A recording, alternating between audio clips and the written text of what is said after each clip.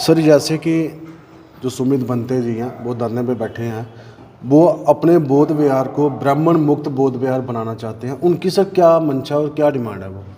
अनिल जी, सबसे पहले आपके चैनल का यहाँ पे हम स्वागत करते हैं। अभी आपने देखा होगा कि ये जो स्ट्रगल है ये बहुत सारे लोगों को मालूम नहीं है। ये 100 साल से ज़्यादा का संघर्ष जो है चल रहा है। और लास्ट में हमारे श्रीलंका के बनते जो हैं अन्ना गार्ग जो धम्मपाल जी हैं, उनकी 1933 में डेथ होगी। डेथ के पहले वो गांधी को, नेहरू को मिले कि भाई ये महाबोधि बुद्ध विहार जो है ये बौद्धों के कब्जे में होना चाहिए। यहाँ पे जो एक्ट जो जो जो बाकी लोग हैं, तब भी एक वहाँ घमंडी गिरी था, उसका कब्जा था। तो गांधी ने वहाँ पे ये श्योर किया कि जैसे हमें फ्रीडम मिल जाएगी तो हम आपको इसका कंट्रोल दे देंगे। लेकिन हमारी फ्रीडम के बाद क्या हुआ, 1949 में बिहार सरकार ने एक वहाँ एक्ट बना लिया, जिस एक्ट के तहत ये कहा गया कि इसकी मैनेजमेंट कमेटी होगी, उसमें 8 मेंबर होंगे, 4 बुद्धिस्ट होंगे, 4 जो हैं वो पंडे होंगे, ब्राह्मण होंगे, और साथ में जो गया डिस्ट्रिक्ट है उसका डीसी उसका चेयरमैन होगा।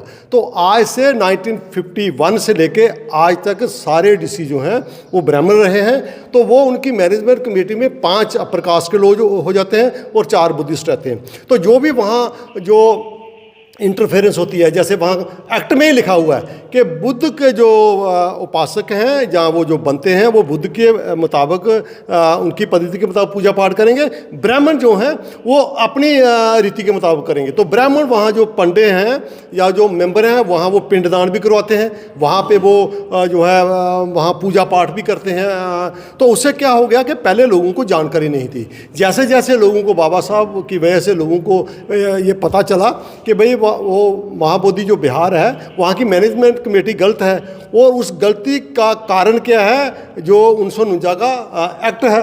तो उस एक्ट को ख़त्म करने के लिए अभी हमारे पिछले 1 महीने से बनते जो घर बार छोड़ के होते हैं, आगे ही वो खाना नहीं खाते हैं, भूखे नंगे वो वहाँ 1 महीने से बैठे हुए हैं। इसलिए कि जैसे भारत में सिख हैं, जितने भी गुरुद्वारे हैं वहाँ सिखों की मैनेजमेंट कमेटियाँ होती हैं, जितनी भी मस्जिदें हैं वहाँ मुसलमान होते हैं, जितने भी मंदिर हैं वहाँ हिंदू होते हैं। तो अगर बौद्धों का सबसे बड़ा आस्था का केंद्र है, जहाँ भगवान बुद्ध को जो है वो वहाँ पे एनलाइटनमेंट हुई थी, तो वो कम से कम जो है वो बौद्धों के हवाले होना चाहिए। तो एक और बात, भारत का संविधान जो है वो जब 1950 26 जनवरी 1950 को लागू हुआ, उसका आर्टिकल 13 ये कहता है कि 26 जनवरी 1950 के पहले जितने भी कानून हैं वो सारे बदल दिए जाएंगे, नए कानून जो हैं वो लागू होंगे। वो सारे कानून लागू हो गए, पुराने कानून सारे बदल दिए गए। सिर्फ 1949 का एक्ट रहा। क्यों? क्योंकि हमारा संविधान लागू होने के पहले बिहार असेंबली में ना तो कोई बुद्ध एमएलए था, बुद्धिस्ट एमएलए था, ना कोई हमारे लोग वहाँ रिजर्वेशन की वजह से अभी वहाँ गए थे। वहाँ सारे के सारे अपर कास्ट के जो एमएलए हैं उन्होंने कॉन्स्पिरेसी करके जो है 1949 का एक्ट बना के, उस एक्ट की मार्फत जो है जब भी कोई बंदा बोलता है भी यहाँ ब्राह्मण लोग क्या करें, वो बोलते मारा हम तो एक्ट की वजह से हैं। तो जब तक एक्ट खत्म नहीं होता तब तक बौद्धों का सबसे बड़ा आस्था का केंद्र हमारे कंट्रोल में नहीं आ सकता। अगर वो हमारे कंट्रोल में आए, वहाँ ये सुना गया है कि 1 साल में 10 करोड़ से ज़्यादा वहाँ चंदा आता है। अगर 1949 का 10 करोड़ पहले कम हो सकता है।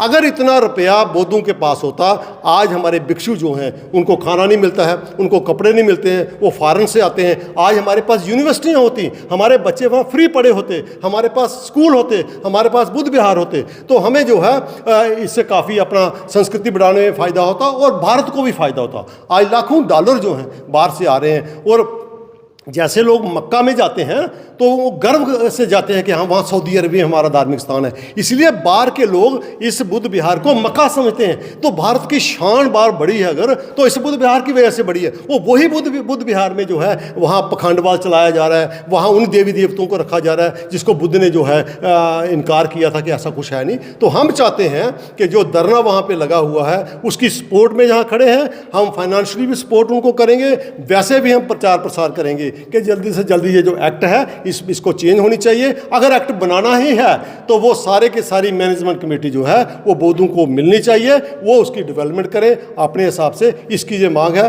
भारत में और भी बड़े धर्म स्थान हैं, तो जैसे सिखों का स्थान है तो उनकी जो कमेटी है वो सिख कम्युनिटी ऑर्गेनाइज करती है। जैसे हिंदुओं के मंदिर है उनकी जो कमेटी वो अलग से कमेटी है। तो जैसे यहाँ पर बौद्ध विहार बना हुआ है, तो उनकी जो कमेटी है तो वो किस टाइप पे कार्यशील कर रही है? जैसे ये बीटी एक्ट 1949 जो आया था, इसमें ऐसे रखा था कि 4 बौद्ध होंगे, 4 हिंदू होंगे, और जो स्टेट के अध्यक्ष होंगे, जो मैजिस्ट्रेट टाइप या डीसी जो होंगे, वो होंगे 9 में। तो वो हमेशा से वहाँ हिंदू ही रहे हैं, वो जो स्टेट के हेड थे।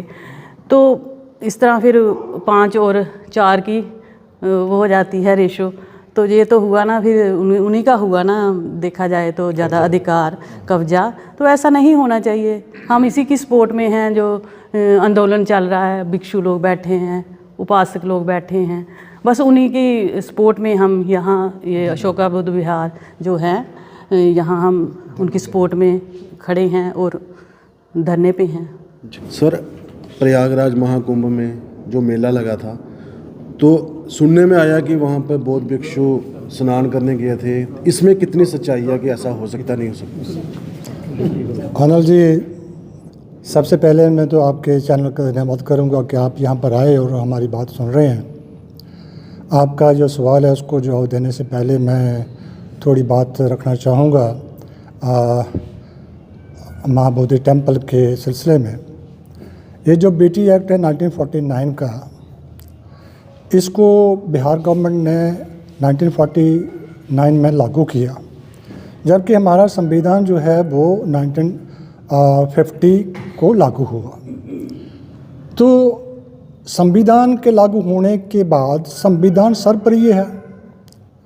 पूरे भारत में, पूरे मुल्क में जहाँ जहाँ भी सिटीजन रहते हैं, वो अपनी आस्था के मुताबिक अपनी अपनी पूजा पाठ की पद्धति है, वो अपने अपने धर्म के अनुसार अपना अपना कोई नमाज़ पढ़ता है, कोई आरती करता है, कोई अपने गुरुद्वारे में जाके माथा टेकता है।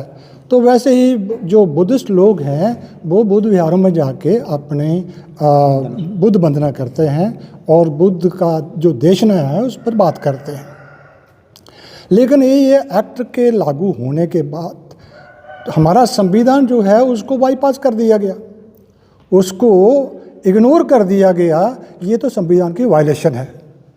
इस वायलेशन को जल्द से जल्द गवर्नमेंट ऑफ इंडिया और गवर्नमेंट ऑफ बिहार को इसको दूर करना चाहिए, ताकि जो रूल ऑफ लॉ है उसकी सत्ता जो है, उसकी प्रभुता जो है वो कायम हो। मैं देखता हूँ कि आज जो है हमारे जो बुद्धिस्ट लोग हैं, चाहे वो भारत के हैं या बाहर के हैं, उनकी जो आस्था है उसके से खिलवाड़ हो रही है। क्योंकि दुनिया में किसी भी कोने में आप जाइए, किसी भी मजहब की बात कर लीजिए, तो मैनेजमेंट जो है धर्म स्थानों की वो उस मजहब के लोगों के हाथों में होती है।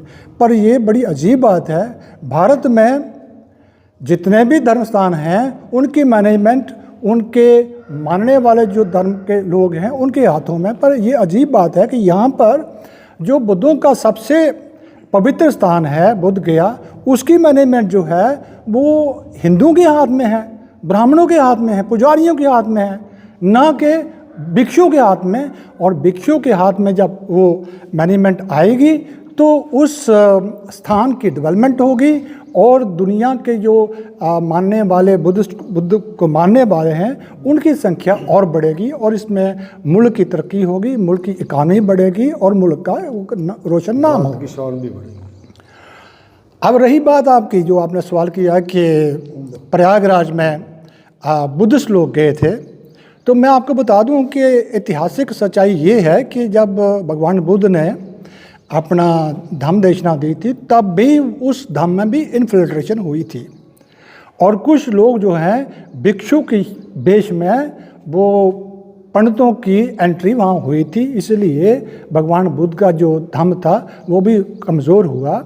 और उसी तरीके से वो जो पुराना तजर्बा है यहाँ पर भी उसको दोबारा इम्प्लीमेंट किया जा रहा है। नकली बुद्धिस्ट जो हैं उनको भिक्षु बना के उनको प्रयागराज में भेज के वो प्रयागराज में जाके वहाँ पर स्नान किया है। स्नान करना, दरियाओं में जाके स्नान करना, ये बुद्ध रीति के खिलाफ है।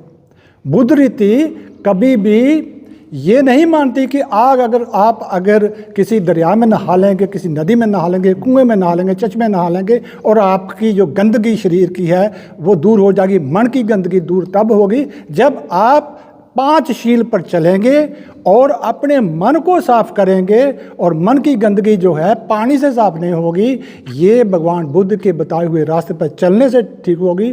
और जो मनोवैज्ञानिक आपकी स्थिति है, जब तक उसको आप ठीक नहीं करेंगे तो आपकी प्योरिफिकेशन जो है, आपकी जो मन की पवित्रता है वो कायम नहीं हो सकती। ये बिल्कुल पाखंडवाद है, हम इसके साथ सहमत नहीं हैं। ये एक धोखा है लोगों को दिखाने के लिए कि बुद्ध भी साथ है।